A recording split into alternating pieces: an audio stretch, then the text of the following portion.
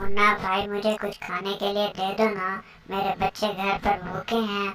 बहुत रात हो गई है, मैं कहाँ जाऊंगी। प्लीज कुछ मदद कर दो ना। नहीं नहीं, जा यहाँ से। मैं क्यों मदद करूँ तेरी? मैं नहीं कर सकती।